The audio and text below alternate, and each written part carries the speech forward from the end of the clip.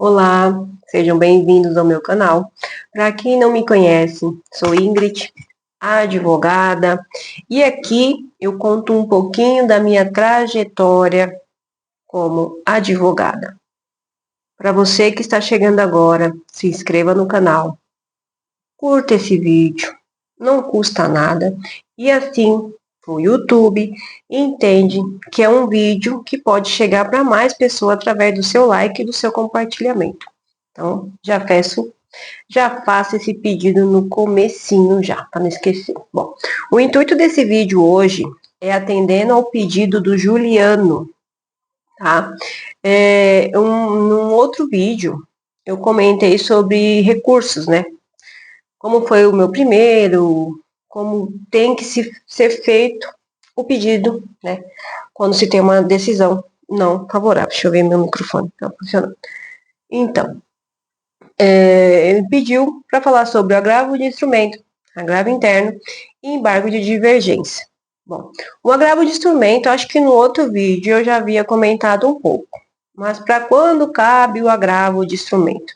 Bom, o agravo de instrumento, ele é oponível toda vez que há uma decisão interlocutória, ou seja, não é uma decisão terminativa dentro do processo, na qual você discorda, tá? Por isso que quem ficar trabalhando no processo, trabalhar em cima de atos processuais, pode arrastar um processo por muito tempo. Porque tudo que você não concordar, você pode agravar. Lógico, cuidado para não ter um agravo, um recurso protelatório. Por quê? Isso é má fé, né? Isso é uma intenção de atrasar o processo. Mas também tem que ser provado. Sendo confirmado que é protelatório, vai haver uma penalidade, ou seja, uma multa. Então tem que cuidar. Mas, assim, pelo que eu entendo já de processo, tudo cabe um questionamento, mesmo que vago. Tá? Então, assim, é muito difícil provar que ele seja protelatório. Isso aí cabe muito em questões assim de dívida, né? O devedor vai colocando recurso, mas não quer dizer que ele não tenha o direito que está previsto na lei e não quer dizer que ele não tenha razão no questionamento que ele está fazendo através daquele recurso. Ou seja, o agravo de instrumento, que pode alongar, né? Vai resolver apenas uma questão, não é o mérito integral da ação. Então, assim, o agravo de instrumento serve para quando há uma decisão interlocutória, uma decisão ali no meio do processo, no começo, às vezes pediu uma tutela, às vezes pediu uma liminar, não foi aceito, você recorre. Tá? Lá em cima você fala com o desembargador, olha, o juízo de piso, com todo respeito, né, verificou, mas negou o pedido.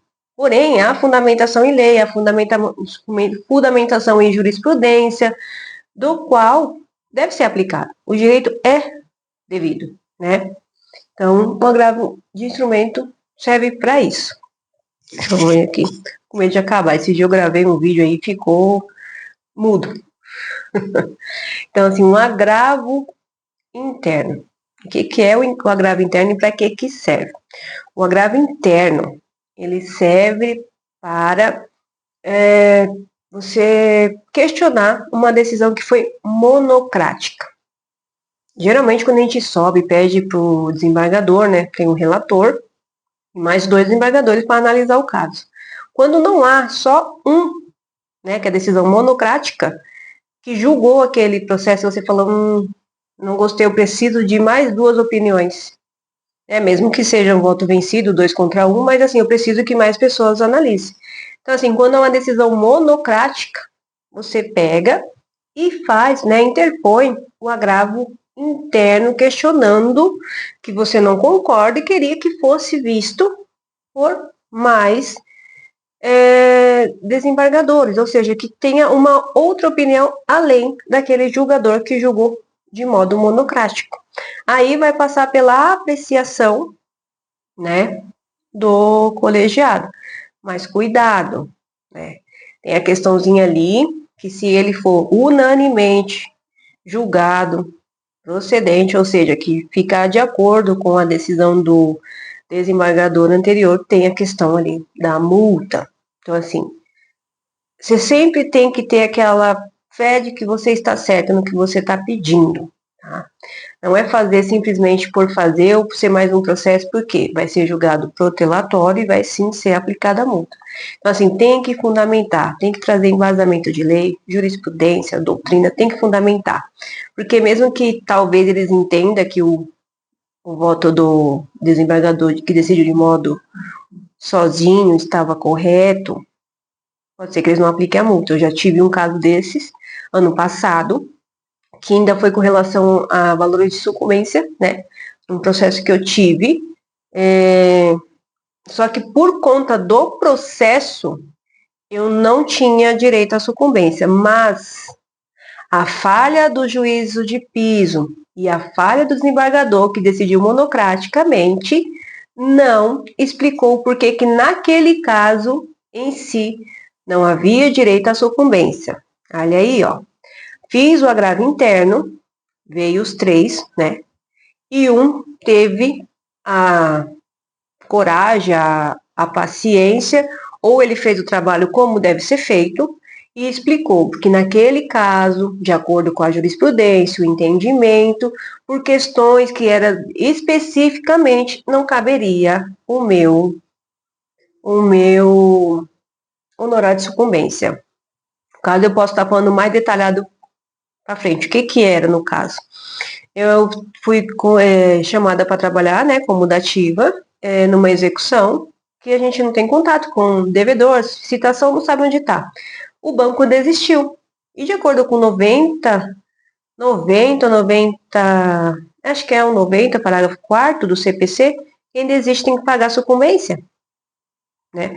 E foi decidido numa jurisprudência, o entendimento do STJ, que nos processos de dívidas, o credor, quando desiste, porque já tem o ônus de executar, gastar com todas as questões, né, custos do processo, não é correto fazer com que ele pague honorários de sucumbência para o advogado da parte devedora.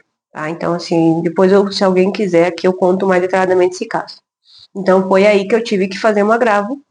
Na verdade, eu fiz a apelação, da apelação o juiz me multou. Aí eu coloquei que é absurdo, eu sou advogada da ativa, como é que eu estou sendo multada aqui por fazer uma questão de defesa do Estado por falta de pessoas para trabalhar, então eu estou atuando como uma defensora pública, né? Fui convidada e com isso tem a ministra Nancy falando que não há como penalizar o advogado da ativa por inúmeras situações, exatamente porque o Estado precisa da gente que presta esse serviço, porque eles não conseguem garantir o que está na Constituição, ou seja, direito da defesa, né, da ampla defesa e do contraditório. Então, assim, é um direito fundamental. Por eles não conseguir fazer do modo, eles têm que contratar de uma forma diferenciada, ou seja, pela atuação da ativa, e ter esses profissionais mais perto. Então, assim, penalizando, você afasta. E foi o meu caso, fiquei indignada, né? Como é que eu ainda ganhei uma multa? Aí recorri, fui atrás de todos os recursos. E nesse caiu o agravo interno. Já estava com o recurso especial pronto. Mas aí, quando eu vi que tinha a possibilidade de ser revisto, eu fiz o agravo interno, porque houve uma decisão monocrática. Então, quando há uma decisão monocrática, você faz o agravo interno para que ela seja revista junto com os demais desembargadores. Ok? Vamos ao embargos de divergência. Embargo de divergência, eu nunca fiz um próprio, mas eu já tive resultado de um que se tornou divergente. Não. Sim. Vamos lá. Eu tô com um agora, na verdade, no STJ. Tá. Ele serve para que seja feita uma unificação do entendimento dos tribunais. O quê? Uma turma decide de um jeito, outra turma decide de outro, né?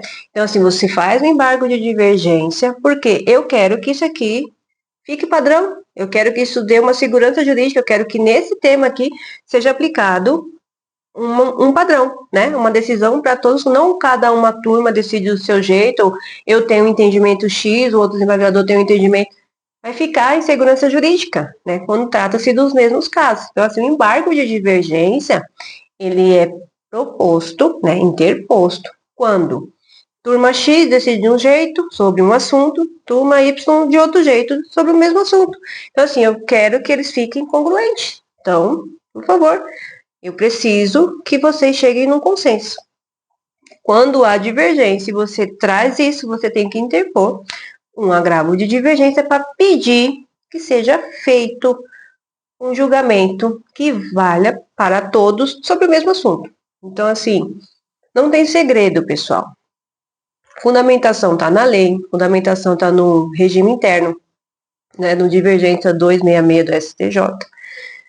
E no CPC, no 1043, o embargo de divergência, você só tem que explicar, conforme tua fala, conforme o entendimento, aí você coloca o divergente aqui, o divergente ali seria o tal do pré-questionamento, né? Não estão aplicando pré-questionamento, né? Ou se estão aplicando, estão divergindo em algum momento aqui. Esse falou sobre isso nesse tema e essa turma falou sobre isso nesse tema. Eu gostaria que houvesse uma decisão padrão, né? E no meu caso, eu gostaria que se aplicasse ao entendimento da turma X. Simples assim. Então, assim, vai ser no dia a dia. Por mais que eu fale aqui, só vai ser no dia a dia que você vai conseguir argumentar, que você vai conseguir conversar, que você vai conseguir entender e ter mais intimidade com o sistema processual. Gostaram? Querem saber sobre mais algum recurso específico, ou uma forma de atuação, ou um tipo de abordagem? Me chame, vamos conversar. Deixa aqui nos comentários. Compartilhe para quem precisa saber ter um pouquinho de intimidade com o direito processual civil. Até uma próxima.